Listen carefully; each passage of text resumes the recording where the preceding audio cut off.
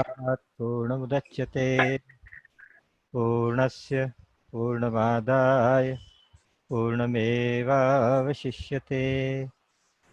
काले वर्षतु पर्जन्यः पृथ्वी शस्यशालिनी देशोऽयं क्षोभरहितो ब्राह्मणाः सन्तु निर्भयाः। त्वमेव माता च पिता त्वमेव बन्धुश्च सखा त्वमेव विद्या द्रविणं त्वमेव सर्वं मम देव। सर्वे भवन्तु सुखिनः सर्वे सन्तु निरामयाः सर्वे भद्राणि पश्यन्तु मा कश्चित् दुःखभाग् भवेत्। न त्वहं कामये राज्यं स्वर्गं न पुनर्भवम् कामये दुःखतप्तानां प्राणिनामार्तनाशनम्। वंशी विभूषितकरान्नवनीरदाभात् पीताम्बरादरुणबिम्बफलाधरोष्ठात् पूर्णेन्दुसुन्दरमुखादरविन्द्रनेत्रात् कृष्णात् परं किमपि तत्त्वमहं न जाने। वसुदेवसुतं देवं कंसचाणूरमर्दनं देवकी परमानन्दं कृष्णं वन्दे जगद्गुरुम्। कार्पण्यदोषोपहतः स्वभावः पृच्छामि त्वां धर्मसम्मूढचेताः। यच्छ्रेयस्यान्निश्चितं ब्रूहि तन्मे शिष्यस्तेऽहं शाधि मां त्वां प्रपन्नम्। कृष्णाय वासुदेवाय हरये परमात्मने प्रणतक्लेशनाशाय गोविन्दाय नमो नमः। सच्चिदानन्दरूपाय विश्वोत्पत्त्यादिहेतवे तापत्रयविनाशाय श्रीकृष्णाय वयं नुमः। प्रपन्नपारिजाताय स्तोत्रवेत्रैकपाणिये ज्ञानमुद्राय कृष्णाय गीतामृतदुहे नमः। बोलिए गीता गोपाल की जय, सच्चिदानंद भगवान की जय। राम।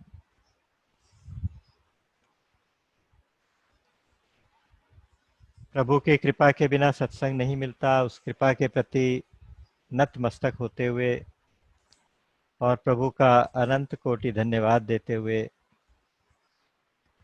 आप सबके हृदयों में बैठे हुए भगवान श्री कृष्ण का नमन, श्री कृष्ण को नमन करता हूं और आप सबका अभिनंदन करता हूं। अष्टावक्र गीता जी के इस स्वाध्याय के क्रम में दूसरे प्रकरण में लगभग 12 श्लोक 14 श्लोक हो गए थे।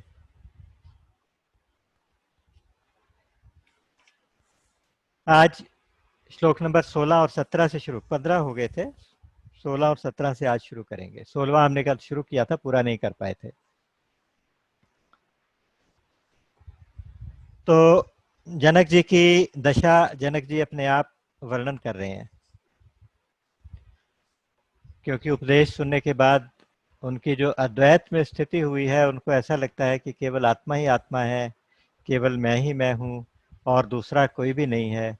इस अवस्था में आने के बाद क्या महसूस होता है, वो थोड़ा सा उसका वर्णन उन्हीं के शब्दों में हम सुनते चलेंगे। तो कल हमने देखा था, वो उन्होंने कहा था कि ज्ञाता, ज्ञान और ज्ञेय, इस प्रकार की जो 3 त्रिपुटियां होती हैं, ये वास्तविक नहीं होती, ये काल्पनिक होती हैं। खास तौर से जब ज्ञान हो जाता है तो उसके बाद ये त्रिपुटियां काल्पनिक लगती हैं।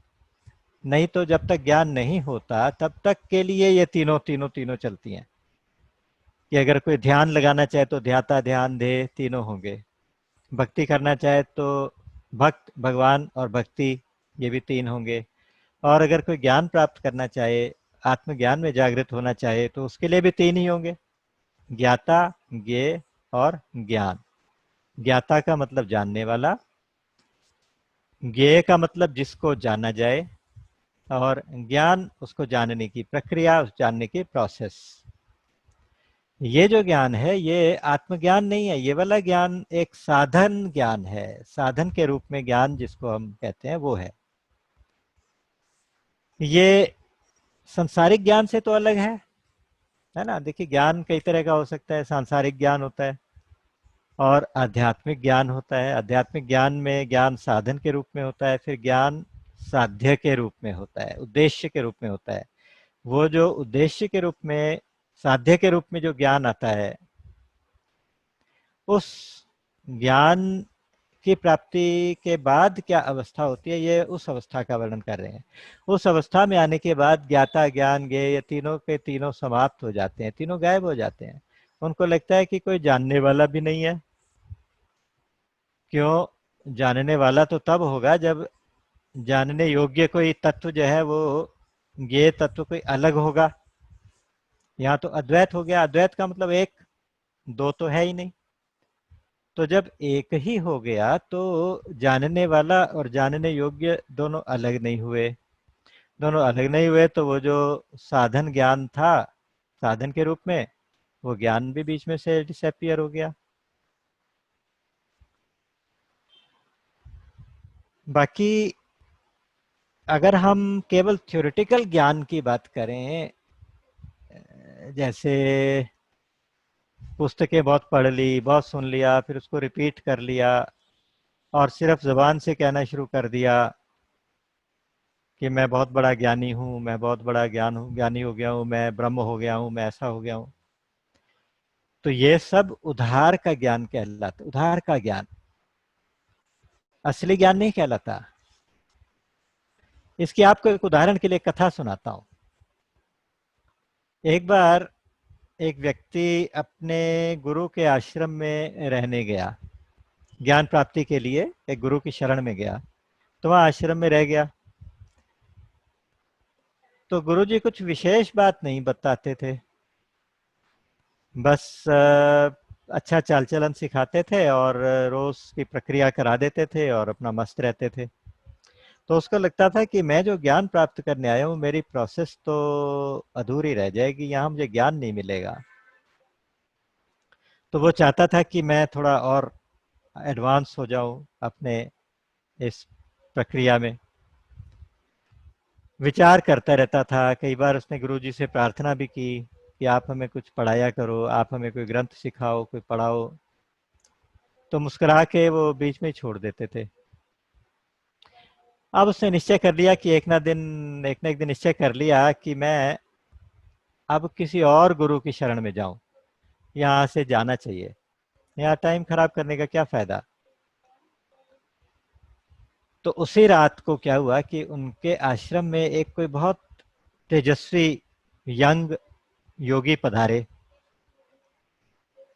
उनका स्वागत किया गया, गुरुजी ने भी स्वागत किया, और रात को सभा बैठी तो वो योगी जो थे, तपस्वी जो थे, उन्होंने बहुत अच्छा प्रवचन किया और सब लोग बहुत प्रभावित हुए, बहुत अच्छा प्रवचन हुआ, बहुत अच्छा हुआ, कमाल हो गया। गुरुजी कुछ नहीं बोले, सब लोग तो बोले, गुरुजी कुछ नहीं बोले।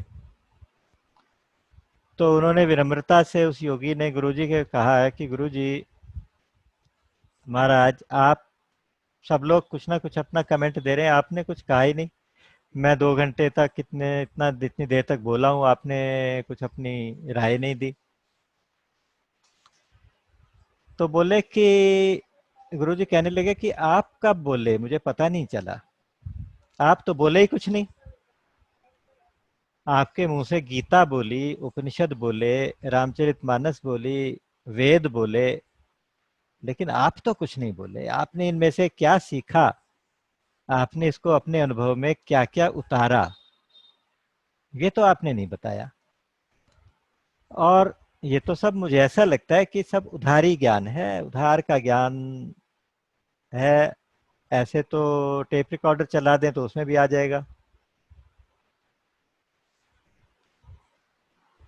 तो ये सुनने के बाद ये जो शिष्य बैठा था सोच रहा था कि मुझे गुरु को चेंज कर लेना चाहिए, उसका मेरा माइंड भी चेंज हो गया। उसको समझ में आ गया कि वास्तविक ज्ञान पुस्तकों से नहीं मिलेगा, वास्तविक ज्ञान अनुभव से मिलेगा। वास्तविक ज्ञान जो है ना, जो अपना ज्ञान, जो अपनी प्रॉपर्टी बनेगा, उधार की प्रॉपर्टी नहीं, उधार का ज्ञान नहीं। जो असली ज्ञान होगा वो तो अपना ही होगा। तो वो ज्ञान जब होगा तो उसमें ज्ञाता भी नहीं होगा, कोई ज्ञानी भी नहीं होगा, कोई ज्ञेय भी नहीं होगा, और ना कोई ज्ञान होगा। तब ये कहना नहीं बनेगा कि मैं सब कुछ जान गया हूं, ये कहने की जरूरत ही नहीं पड़ेगी, क्योंकि अब उसका आचरण खुद बोलेगा। क्योंकि उस अवस्था को, उस ज्ञान की उस स्टेज को शब्दों में उतारना तो मुश्किल होगा। जनक जी कोशिश कर रहे हैं ना, जनक जी कोशिश कर रहे हैं, लेकिन वो इतने इतने उदाहरण देने के बाद भी उसको ठीक से एक्सप्लेन नहीं कर पा रहे कि मेरे साथ क्या हो गया, मेरे साथ कौन सी घटना घट गई है, मैं कहां से कहां आ गया हूं, मुझे समझ में नहीं आ रहा।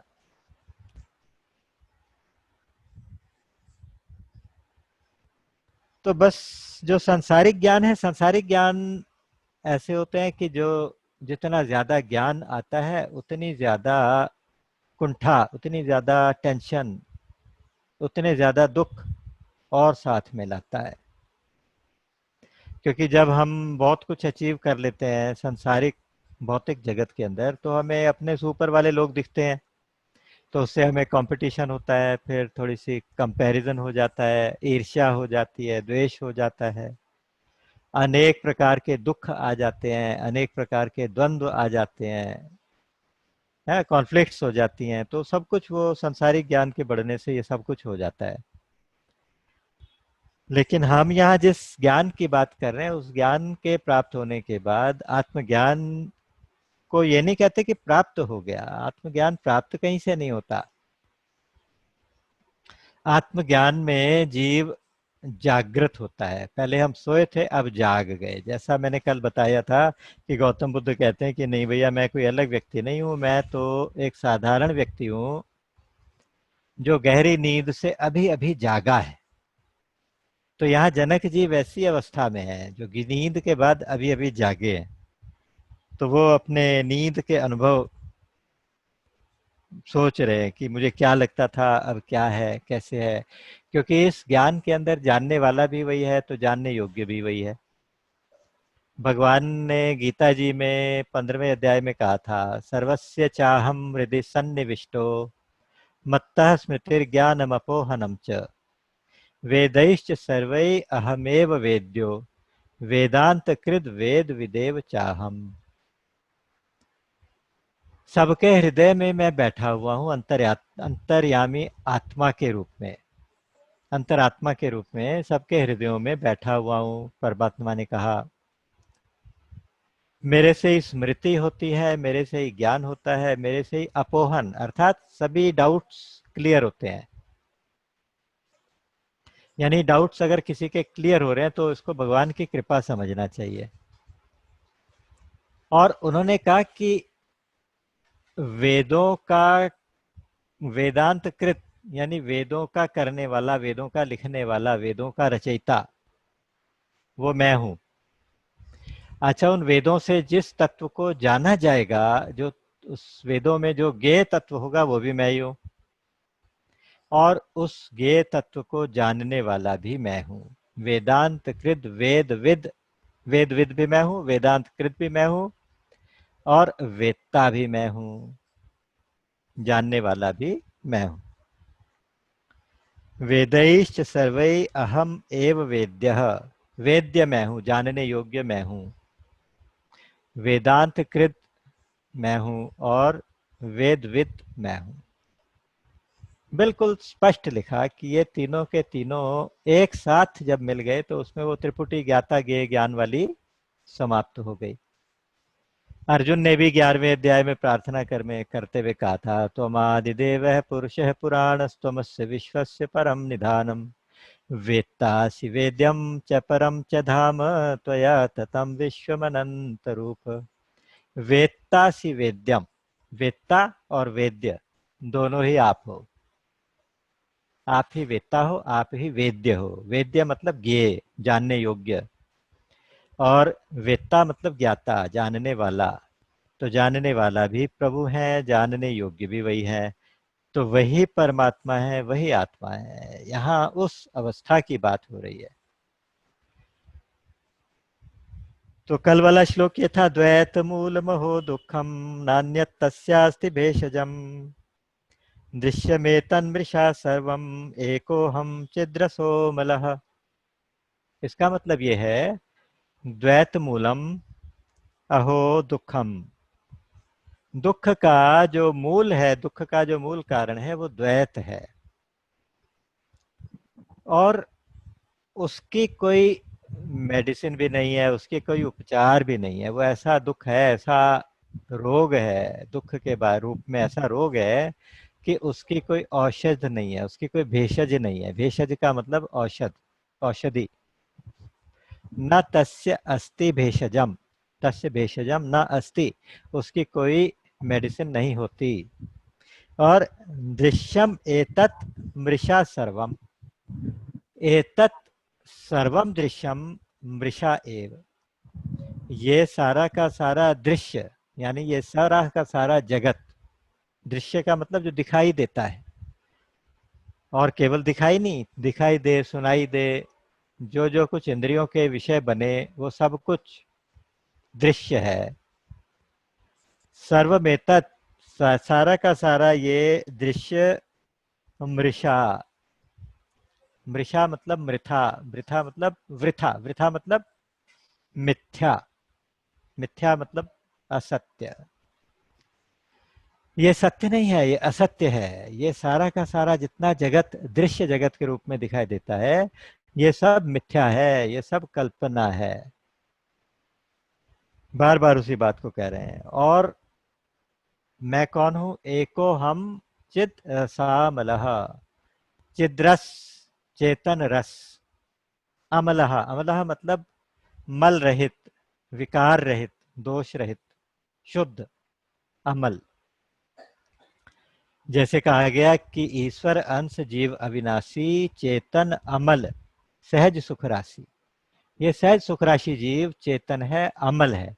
यहाँ पे कहा चेतन और अमल, वो तत्व जो है वो मैं हूं। और वो एक ही हूँ। ये नहीं है कि ये मैं हूँ, कोई चेतन अमल दूसरा भी कोई चेतन होगा, ऐसा नहीं है। देखने में बहुत सारे चेतन पदार्थ दिखाई देते हैं, देखने में बहुत सारे चेतन जगत दिखाई देता है, जड़ जगत दिखाई देता है, लेकिन वास्तव में चेतन एक ही है। और वो चेतन तत्व, वो चेतन चिद्रस, अमल चिद्रस, अमल चेतन, वो मैं ही हूँ।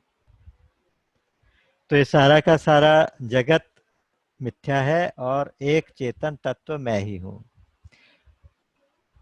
जब कभी भी द्वैत होगा, द्वैत का मतलब जब कभी भी दूसरा होगा, तो दूसरा होगा तभी किसी से भय लगेगा, दूसरा होगा तभी हमें दुख होगा, दूसरा होगा तभी हमें ईर्ष्या होगी, दूसरा होगा तभी सारे द्वंद्व होंगे, दूसरा होगा तभी सभी झगड़े होंगे, दूसरा होगा तभी सारा संसार बन जाएगा। सारा संसार इन्हीं भावनाओं के कारण ही तो बना हुआ है। सारे संसार का मूल ये सारी भावनाएं हैं। तो ये हमारी जो पर्सनैलिटी है वो द्वैत के ऊपर आधारित है, हमारे जो विचार हैं। क्योंकि हमारी पर्सनैलिटी क्या होती है? पर्सनैलिटी हमारी, कहते हैं कि साहब, man is just a bundle of thoughts. अगर कोई बिल्कुल सिंपल वर्ड्स में पूछे तो मनुष्य क्या है, तो मनुष्य एक बंडल ऑफ थॉट्स है। उस थॉट्स के अकॉर्डिंगली उसकी पर्सनैलिटी है। अगर थॉट्स अच्छे हैं तो पर्सनैलिटी अच्छी है, थॉट्स पॉजिटिव है तो पर्सनैलिटी पॉजिटिव है, चार्मिंग है, अट्रैक्टिव है, नहीं है तो रिपल्सिव है, और इरिटेबल है, इरिटेटिव है।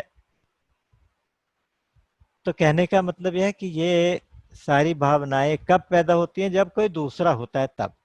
अकेले में कोई भावना पैदा नहीं होती। अकेले में तो केवल एक निर्मल शांति होती है, केवल एक अमल चिद्रस अवस्था होती है, चेतन अवस्था होती है, केवल आनंद ही आनंद होता है। तो आप कल्पना कीजिए कि जैसे एक शीश महल का उदाहरण दिया जाता है वेदांत में। ये कुछ उदाहरण जो मैं देता हूँ ये बड़े टिपिकल उदाहरण है, वेदांत में सब जगह दिए जाते हैं और इन्हीं के आधार पे सारा वेदांत समझ में आ जाता है। उसमें से कहते हैं कि एक शीश महल बनाया गया। शीश महल ऐसा होता है, जब हम बचपन में थे मैंने सबसे पहले वहां देखा था, बिरला मंदिर में एक कमरा था, पता नहीं आजकल है कि नहीं है। उसमें एक रूम है, रूम के दोनों तरफ पैरेलल मिरर्स लगे हुए हैं, सामने भी, पीछे भी, इधर भी उधर भी। जब पीछे से दरवाजा बंद कर दिया जाए तो चारों तरफ शीशे ही शीशे हैं और ऊपर भी शीशे हैं। शीश महल कहते हैं उसको।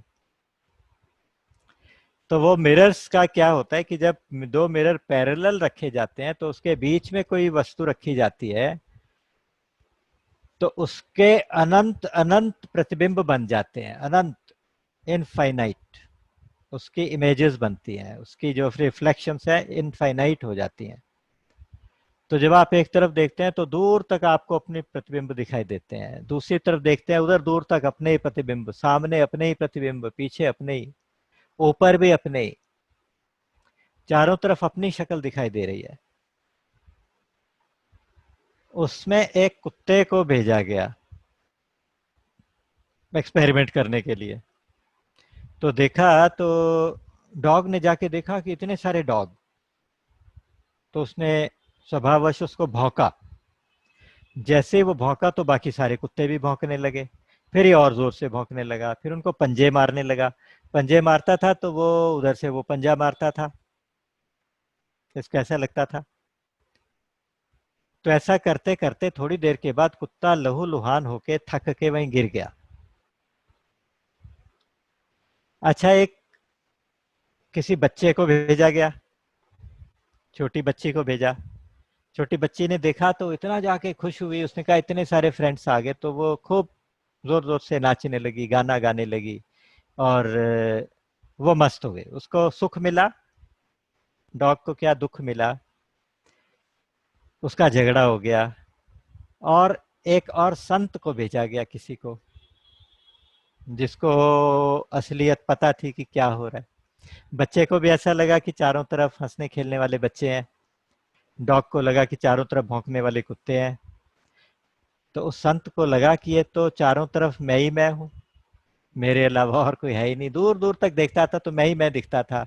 तो उसको चारों तरफ अपना ही प्रतिबिंब देख के उसकी समाधि लगने लगी। वो इतना आनंद में आया कि वो बाहर ही नहीं निकलना चाहता था।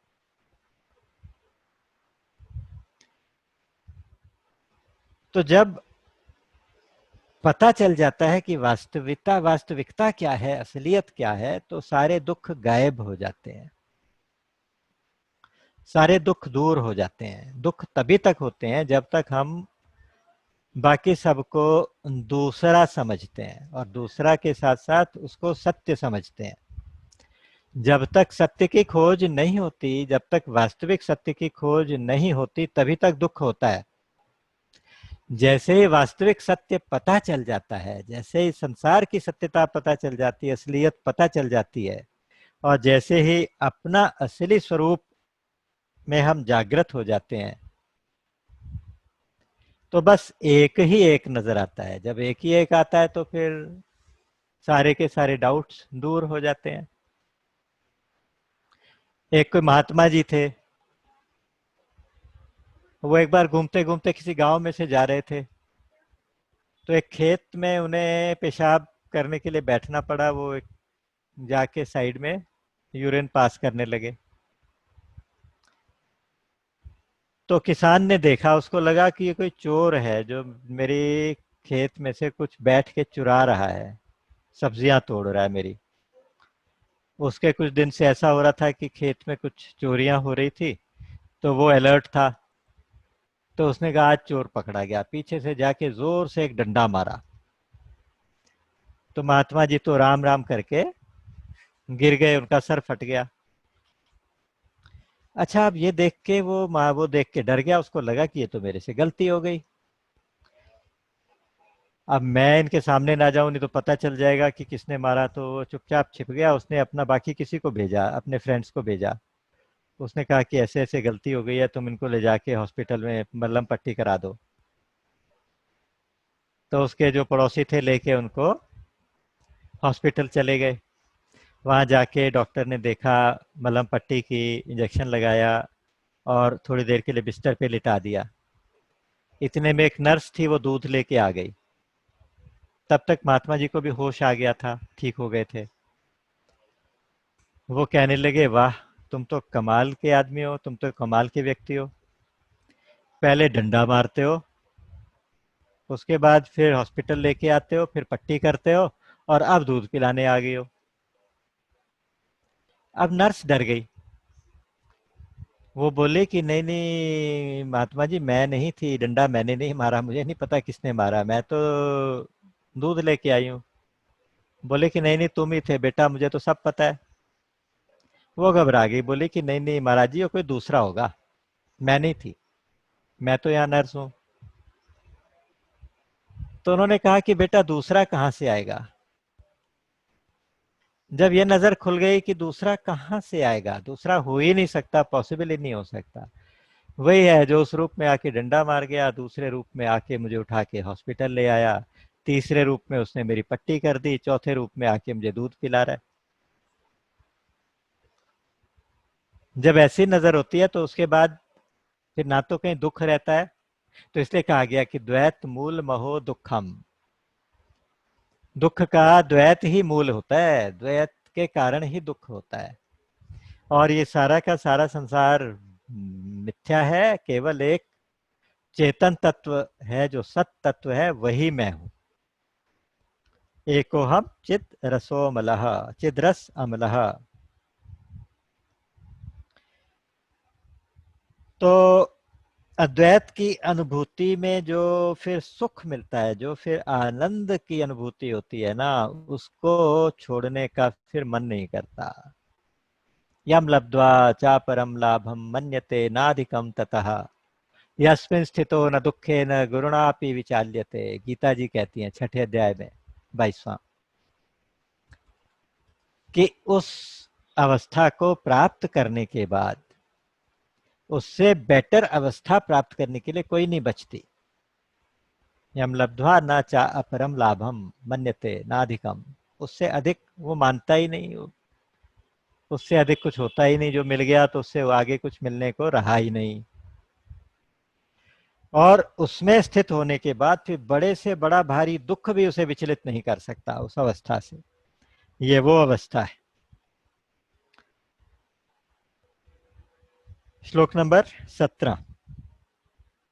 बोधमात्रोऽहं ज्ञानम्, बोधमात्रो अहं ज्ञानादुपाधि कल्पितो मया, एवं विमृश्यतो नित्यं निर्विकल्पे स्थितिर्मम। बोधमात्रो अहम अज्ञानात उपाधि कल्पितः मया। इसको तोड़ के पढ़ेंगे तो ये बनेगा बोध मात्र है अहम, मैं केवल एक बोध मात्र हूं। अब ये नहीं कह सकता कि मैं ज्ञानी हूं, मुझे कुछ मिल गया, मुझे कुछ प्राप्त हो गया, या मैं कुछ जान गया, ये नहीं कह सकता। अब तो जो जानने वाला मैं था वो गल गया। कैसे गल गया? जैसे पुतली लौन की, नमक की पुतली, सिंधु थाह गई लैन, गलत गलत वो गल गई, कही ना पाई बैन।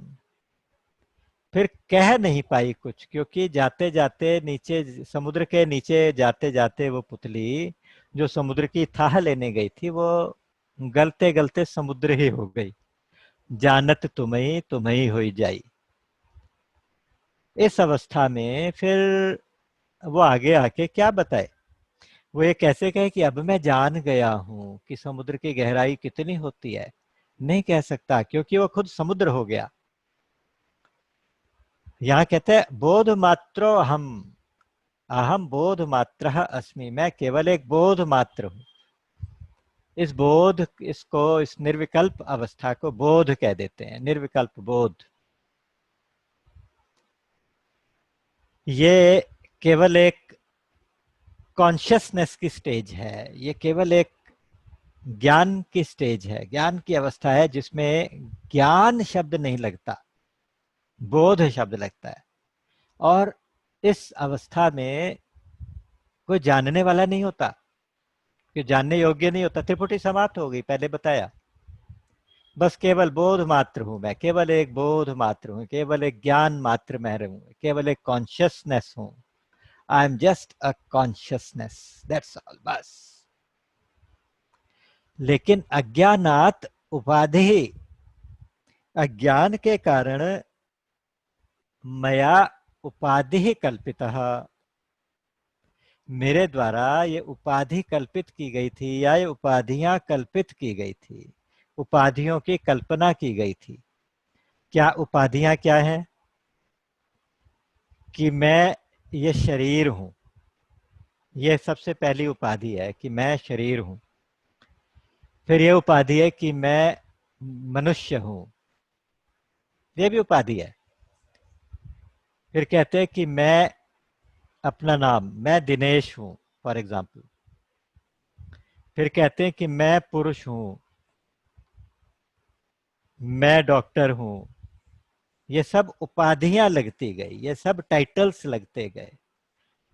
पहला टाइटल ये था कि मैं शरीर हूं, ये उपाधि।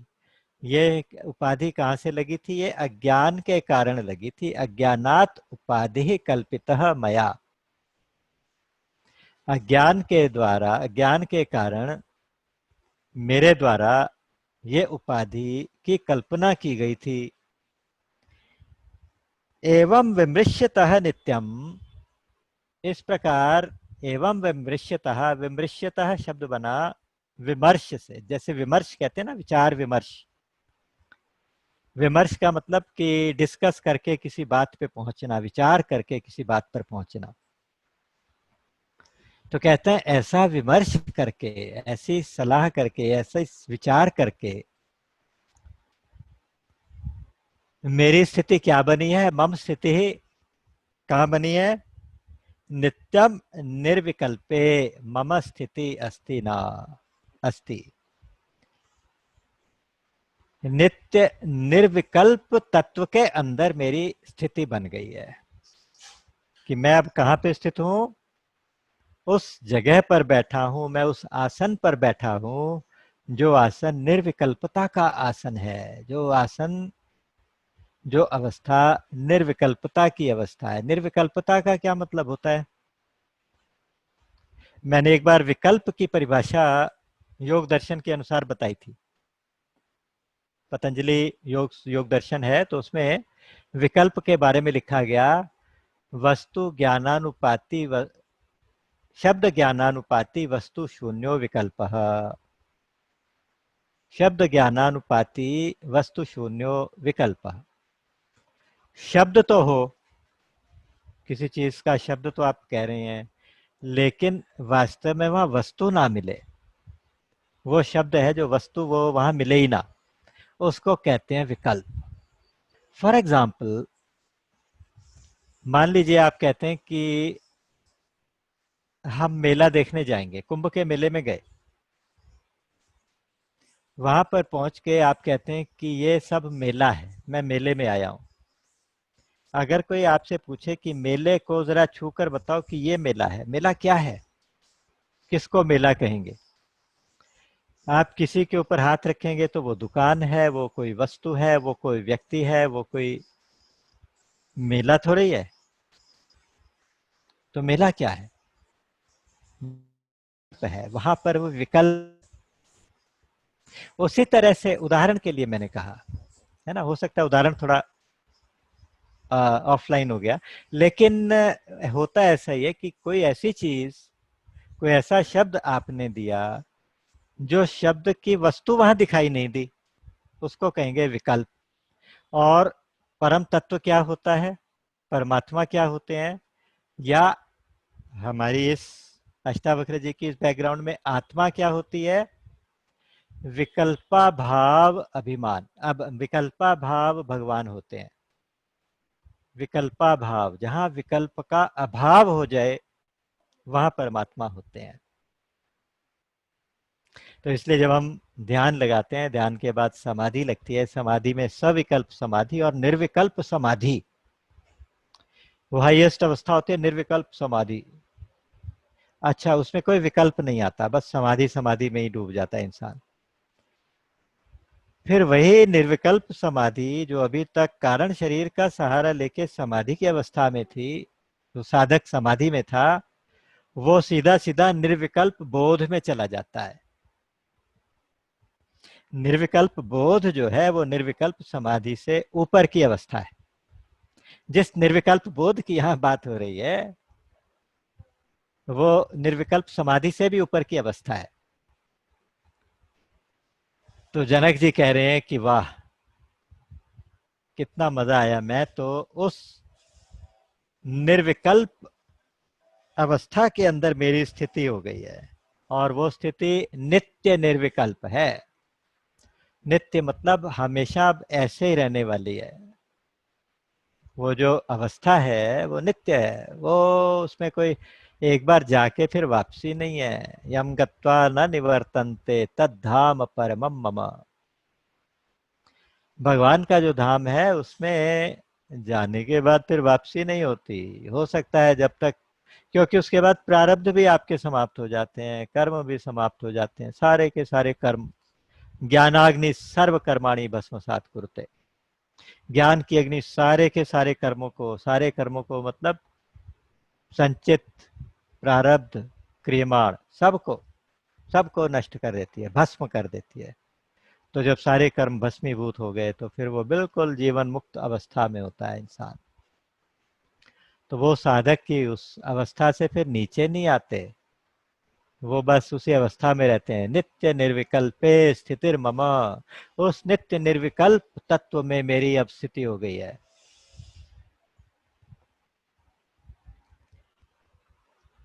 कैसे हो गई? विचार से हो गई। अच्छा, विचार और समाधि का भी आपस में बड़ा संबंध है साहब, क्या बताएं। जिस समाधि के बाद ये निर्विकल्प बोध होता है, वो समाधि, निर्विकल्प समाधि में सारे विचार समाप्त हो जाते हैं। लेकिन उस निर्विकल्प समाधि तक पहुंचाता तो विचार ही है। सोच के देखिएगा, बड़ी मजेदार बात है। एक बार स्वामी अखंडानंद जी ने एक कथा, शॉर्ट स्टोरीज लिखते थे वो, शॉर्ट स्टोरीज बताते थे। एक बार उन्होंने कहा, उनकी बहुत सुंदर सी एक बात याद आ गई। उन्होंने एक जगह लिखा, उन्होंने कहा कि एक बार विचार से समाधि ने कहा, विचार से समाधि ने कहा कि भांजे तू बहुत खटपट करता है, बहुत डिस्टर्ब करता है, तो मुझे परेशान क्यों करने आ जाता है। तो विचार बोला कि मौसी जी मैं तो आपकी मदद करने आता हूँ, मैं तो आपके बैठने की जगह को साफ सुथरा करता हूँ, आपकी झाड़ू पोछा करता हूँ, आपकी झोपड़ी को, कुटिया को साफ करता हूँ, और आपको बताता हूँ कि आप कौन से आसन आसन पर बैठी हो। आपके लिए आसन तैयार भी तो मैं ही करता हूँ। बहुत गहरी बातें हैं, बहुत मजेदार बातें हैं। अच्छा, आप एक चीज और विचार करिए कि क्या ये अवस्था विचारजन्य है। विचारजन्य मतलब क्या ये अवस्था, क्या परम तत्व, परम सत्य, ये निर्विकल्प बोध विचारजन्य है? कि अगर विचारजन्य होता तो विचारजन्य मतलब विचार से उत्पन्न हुई स्थिति है, तो जो चीज उत्पन्न हुई है वो तो नष्ट हो जाएगी, फिर वो नित्य नहीं होती। यहाँ शब्द किया नित्य, यहाँ शब्द दिया है नित्य, उस अवस्था को नित्य कहा। तो विचार जन्य जो होगी वो नित्य कैसे होगी, वो तो अनित्य हो जाएगी, यानी जो पैदा हुई है वो जाएगी। कहते नहीं नहीं ऐसा नहीं है। तो इसका मतलब विचार जन्य नहीं है, तो इसका मतलब विचार की जरूरत नहीं है, तो विचारहीन लोगों को भी मिल जाती होगी। बोले ऐसा भी नहीं है। तो फिर सच क्या है? उन्होंने कहा कि देखो, विचार क्या करता है, विचार हमारी भ्रांति को, हमारे भ्रम को मिटाता है, हमारी भूल को दूर करता है। इस अवस्था को पैदा नहीं करता, वो अवस्था ऑलरेडी वहां पर है। आप उस अवस्था में अपने आप स्वतः स्वाभाविक रूप से विद्यमान हैं। आपकी उस स्वाभाविक अवस्था को आपको उसमें जागृत कराता है। ये अवस्था कहीं से पैदा नहीं हुई, इसलिए विचार जन्य नहीं कही जाती। और विचार वेस्ट भी नहीं होता, क्योंकि विचार ही तो इसकी औषध है। पीछे कहा था कि औषधम तस्य विचार एव। इस संसार से पार जाने की दवाई भी यही है। द्वैत मूल का, जो द्वैत से जो दुख हो रहा है, उस दुख को मिटाने का तरीका भी तो विचार है। सत्संग करेंगे, विचार करेंगे, तभी तो हमारी भ्रांतियां मिटेंगी, तभी हमारे भ्रम मिटेंगे। और जब असलियत हो जाएगी, असलियत पता चल जाएगी, फिर तो बल्ले बल्ले हो जाएगी। फिर तो किसी से डर भी नहीं लगेगा, फिर तो कोई दुख भी नहीं होगा। एक भिखारी था, वो किसी शहर में या गांव में समझ लीजिए जाके दर दर पे भीख मांगा करता था, एक एक पैसा। कोई उसको दे देता था, कोई दुत्कार देता था, कोई गालियां देता था, कोई धक्के दे के बाहर निकाल देता था। तो बेचारा अपने वो दिन काट रहा था, दुखी भी होता था। अगर कोई उसको सम्मान के साथ थोड़े पैसे दे दे, थोड़ा खाना खिला दे, पानी पिला दे, तो खुश भी हो जाता था। तो इस तरह उसके दिन निकल रहे थे। एक दिन क्या हुआ कि राजा के सिपाहियों ने उसको देखा और उसे अचानक पहचान लिया कि ये तो महाराज का खोया हुआ राजकुमार है। ये तो हमारे खोए हुए राजकुमार हैं। कोई निशानी देख के उन्होंने पहचान लिया और उन्होंने जाके महाराज को बताया। महाराज ने उसके बुला के पहचान लिया। वो उनके राज्य का इकलौता वारिस था। उसको उन्होंने कहा कि अब आज से तुम राजा हो। उसको राजा बना के बिठा दिया। तो अब कुछ दिन तो वो वहां रहा। उसने अपने जो भिखारी वाले कपड़े थे वो लपेट के एक संदूक के अंदर छिपा के कहीं रख दिए। अब अचानक एक दिन उसको क्या सूझा कि वो दोबारा से रात को वही कपड़े पहन के महल से चुपचाप निकल गया बिना बताए, और उसी गांव में पहुंच गया और सुबह सुबह वहां जाके फिर से भीख मांगने लगा। अच्छा, अब जब उसको गालियां पड़ती थी तो उसे दुख नहीं होता था, क्योंकि उसे अंदर से पता होता था कि मैं वास्तव में ये नहीं हूं जो एक्टिंग कर रहा हूं। आज वो केवल एक्टिंग करने आया था। उसको ये पता ही था कि मैं तो राजा हूं, मेरे पास सारी सुख सुविधा, मैं जब मर्जी जाऊं और अपने अपने सिंहासन पे बैठूं। अगर कोई उसका सम्मान करे तो उसको ज्यादा फर्क नहीं पड़ता था, और जो उसको कोई दुत्कारे तो उसको कोई फर्क नहीं पड़ता था। तो बस जो इस ज्ञान में, इस आत्मज्ञान में जागृत हो जाते हैं, जिनको पता चल जाती है वास्तविकता, उनकी ये हालत हो जाती है संसार में। संसार के सारे काम करते करते, उसी तरह से काम करते करते जैसे पहले करते थे, अब सुखी और दुखी नहीं होते। क्योंकि दुख कब होगा? जब भ्रांति होगी, जब भ्रम होगा, जब जो चीज नहीं है उसको है मानेंगे। उदाहरण के लिए एक और बताता हूं। एक बार किसी व्यक्ति ने अपनी पत्नी को एक नकली सोने जैसा दिखाई देने वाला हार उपहार में दिया, गिफ्ट किया। उस आदमी को पता था कि आर्टिफिशियल है, लगता बिल्कुल रियल था। अच्छा, उसकी पत्नी ने समझा ये रियल है, तो वो उसको उसी तरह से पहनती थी, खुश होकर पहनती थी। वो अपनी फ्रेंड्स को दिखाती थी, कोई भी पहचान नहीं पाता था, सबको वो असली लगता था। एक दिन क्या हुआ कि उनके घर में चोरी हो गई और वो हार चोरी हो गया। अब पत्नी का रो रो के बुरा हाल था, लेकिन उस आदमी का कोई उसको दुख ही नहीं हो रहा था। उसको वास्तविकता पता थी, उसको वास्तविकता पता नहीं थी, बस दोनों में यही फर्क था। तो जो हम लोग संसार में अज्ञानी बन के रहते हैं, जो हम जो नहीं है वो बन के रहते हैं, शरीर नहीं है शरीर बन के रहते हैं, हम दुखी या सुखी नहीं है दुखी सुखी बन के रहते हैं, तो हमें कष्ट मिलता रहेगा। हम कभी इस दुख से छुटकारा नहीं पा सकेंगे जब तक सत्य की खोज नहीं होगी, जब तक हम सत्य के ऊपर इस्टेब्लिश नहीं होंगे, जब तक हम सत्य को पा नहीं लेंगे, तब तक हम दुख से छुटकारा नहीं पा सकते। तब तक हम खुद को बंधन में बंधा हुआ ही महसूस करते रहेंगे। तो ये विचार करना है, एवं विमृश्यतः, इस प्रकार विचार करके, नित्यम निर्विकल्पे स्थितिर मम, नित्य निर्विकल्प अवस्था में मेरी स्थिति हो गई है।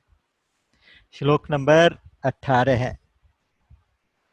अहो मयि स्थितं विश्वम वस्तुतो न मयि स्थितं, न मे बंधोस्ति मोक्षो वा भ्रांति शांता निराश्रया। यही बात जो हम अभी कर रहे थे वो इस श्लोक में आ रही है। कहते हैं कि अहो मयि स्थितम विश्वम वस्तुतः मयि स्थितम नास्ति। अरे आश्चर्य है, अभी थोड़ी देर पहले कह रहे थे, पीछे कुछ श्लोकों में जनक जी ने कहा था कि सारा विश्व मेरे अंदर है, कि सारा सारा जगत मेरे से ही उत्पन्न हुआ, मेरे में ही विलीन होगा, ये मेरे ही अंदर है। कहते कि नहीं नहीं, जो मेरे अंदर ये विश्व है ये मेरे अंदर है ही नहीं। अहो मयि स्थितम विश्वम, अहो आश्चर्य है कि ये जो मुझ में स्थित विश्व है, जगत है, वस्तुतः मयि स्थितम न अस्ति, वास्तव में मेरे में स्थित नहीं है।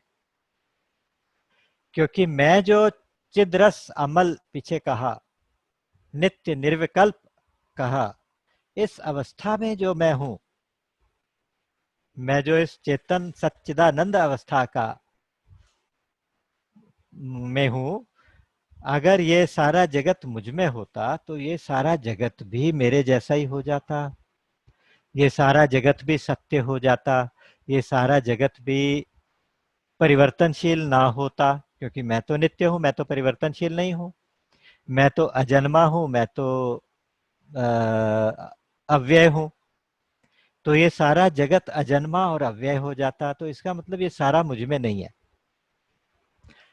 9वें अध्याय में भगवान ने गीता जी में कुछ इसी प्रकार के श्लोक दिए। वहां पर उन्होंने कहा कि ये सारा जगत मुझ में है और मैं सारे जगत में हूं, लेकिन वास्तव में अगर ज्ञान के नेत्रों से देखेंगे, ना तो मैं इस जगत में हूं ना ये जगत मुझ में है।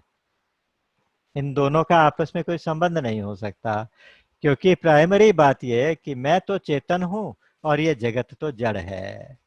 मैं तो अव्यय हूं, ये तो अनित्य है। अनित्य का मतलब क्षण भंगुर है, रहने वाला नहीं है। जगत तो रोज बदलता हुआ दिखाई देता है, मैं तो बदलता नहीं हूँ। जगत तो रोज नष्ट होता मरता दिखाई देता है, मैं तो कभी मरता नहीं हूँ। मैं मतलब मैं आत्मा। तो परमात्मा ये कहते हैं कि ये इसमें मैं हूँ सच है, क्योंकि ये सारे जगत के होने का आधार मैं हूँ। जैसे सोना, गहने के अंदर सोना होता है, गहने के अंदर सोना है, लेकिन जब गहना देखते हैं तो उसमें सोना नहीं दिखाई देता, गहना दिखाई देता है ना। जब हम हार देखते हैं हार दिखाई देता है, चूड़ी देखते हैं चूड़ी दिखाई देते हैं, कुंडल देखते हैं कुंडल दिखाई देते हैं। लेकिन जो सुनार होता है, जो वास्तविकता जानने वाला है, वो सोने को देख लेता है। जैसे आपने कथा सुनी होगी, एक बाबा जी के पास एक छोटे से चांदी के गणेश जी थे। गणेश जी के साथ उनका छोटा सा चूहा था। गणेश जी थोड़े बड़े साइज के थे, चूहा थोड़ा छोटा सा था। चूहा सॉलिड चांदी से बना हुआ था और गणेश जी खोखली चांदी से, खोखली मूर्ति बनी हुई थी। एक बार उनको पैसों की जरूरत पड़ी तो वो बेचने के लिए बाजार में गए। तो सुनार ने कहा कि भाई ये भी 2000 का, चूहा भी 2000 का, तो कुल मिला के 4000 हो गए आपके। अब वो बोले कि क्या बात करते हो, चूहा भी 2000 का, गणेश जी भी 2000 की, कैसे हो सकता है? गणेश जी कभी चूहे के बराबर हो सकते हैं, या चूहा कभी गणेश जी हो सकता है? तो उसने कहा कि बाबा मैं चूहा और गणेश नहीं देखता, मैं तो चांदी देखता हूँ। उसी तरह से जो ज्ञान में जागृत, अपने तत्व में जागृत महापुरुष होते हैं, वो केवल अद्वैत तत्व को ही देखते हैं, वो फिर ये सारे जगत को नहीं देखते। तो इसलिए जिस जगत की केवल कल्पना ही कल्पना है, जो जगत केवल काल्पनिक ही काल्पनिक है, तो वो जगत ना तो मुझ में है ना मैं उसमें हूं, क्योंकि ऐसा कहना ही नहीं बनता जब जगत है ही नहीं।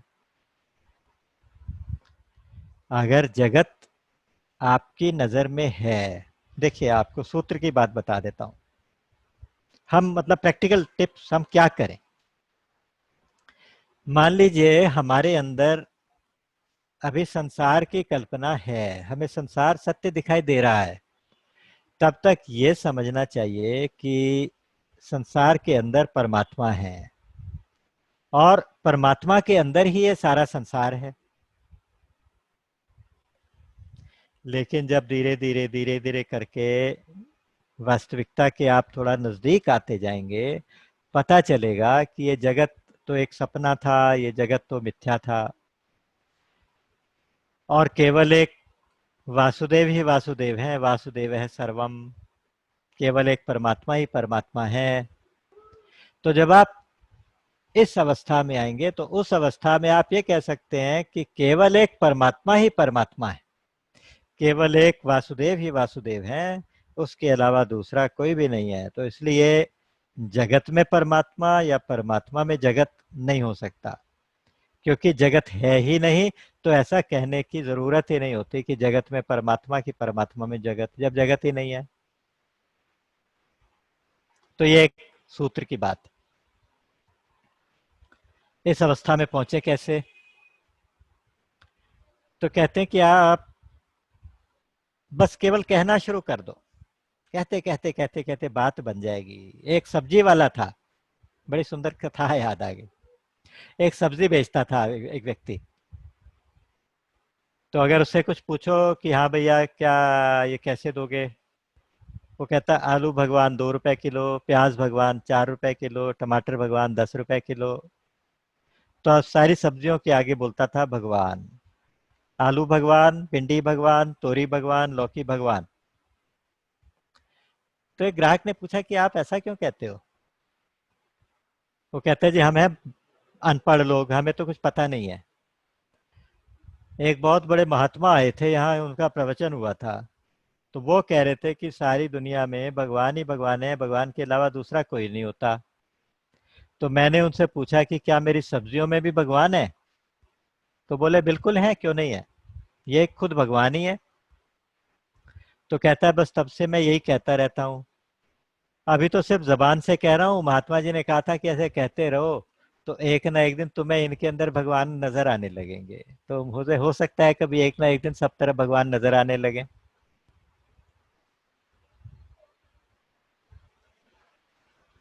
झूठो खेलो सांचो होई, कहते हैं कि साहब आप भगवान के साथ झूठा खेल खेलना ही शुरू कर दो पहले, तो भगवान उसे सच बना देंगे। भगवान इतने कृपालु हैं कि वो उसको सच ही मान लेते हैं।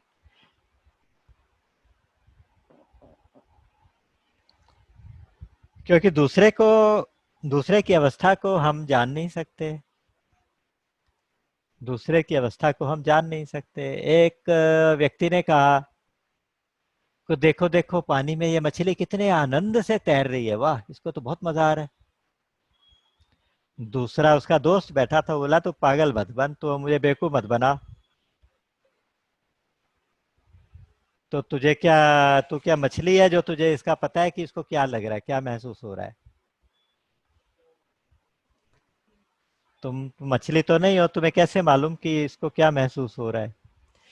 तो बोला है कि भैया तुम भी तो मैं नहीं हो, तुम्हें क्या पता कि मुझे महसूस नहीं हो रहा?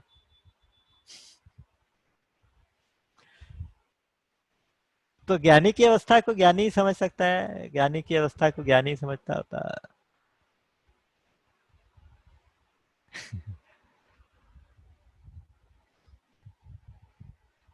तो श्लोक नंबर 18 हम कर रहे थे। हाँ, अहो मयि स्थितम विश्वम वस्तुतः न मयि स्थितम। आश्चर्य की बात है कि ये जो विश्व जगत सारा मुझ में स्थित था, वास्तव में मुझ में स्थित नहीं है, क्योंकि ये है ही नहीं। तो मुझ में स्थित कैसे हो सकता है? न मे बंधोस्ति मोक्षो वा भ्रांति शांता निराश्रया।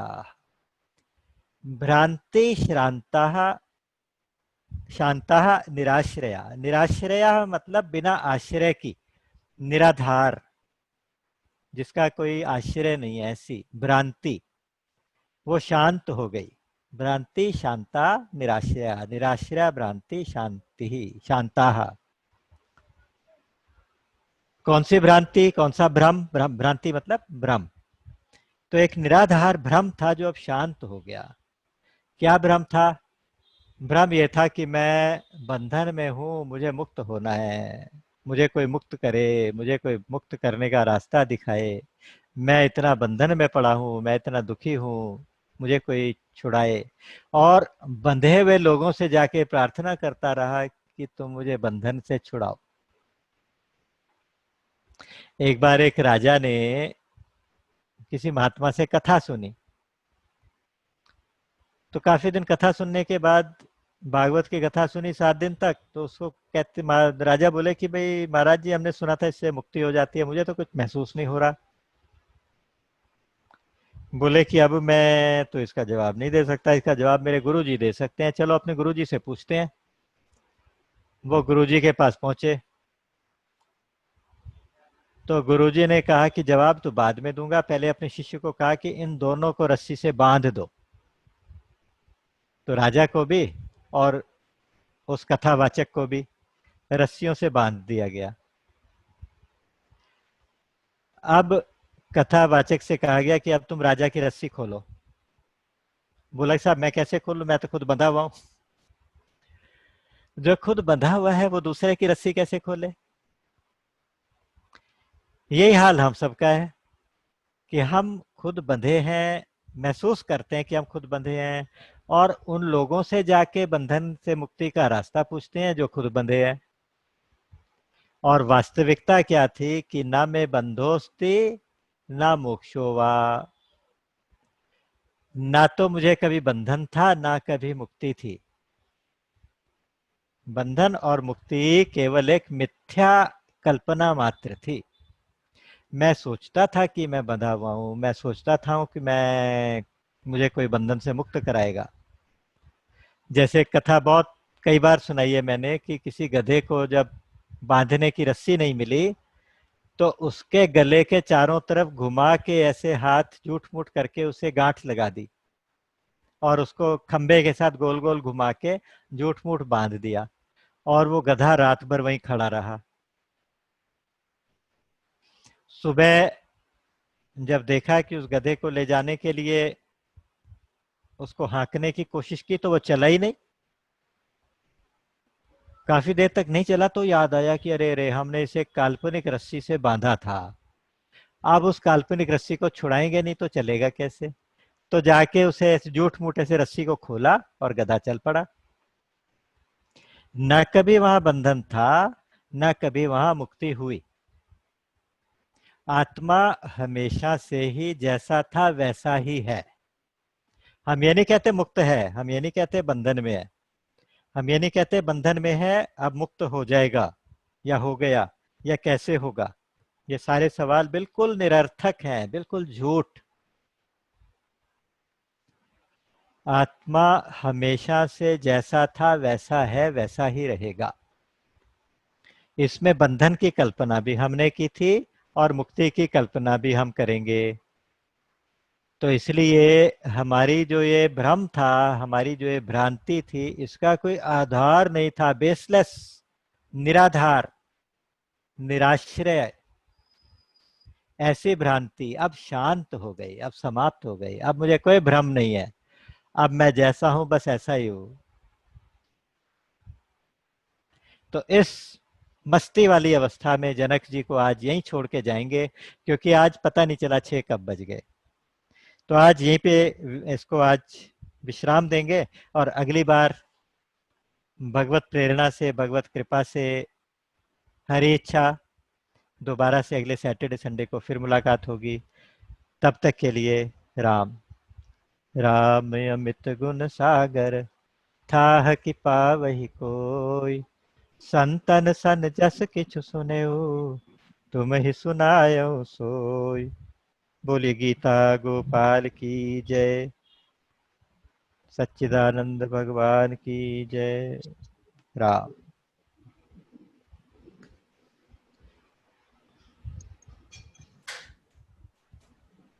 राधे श्री राधे राधे।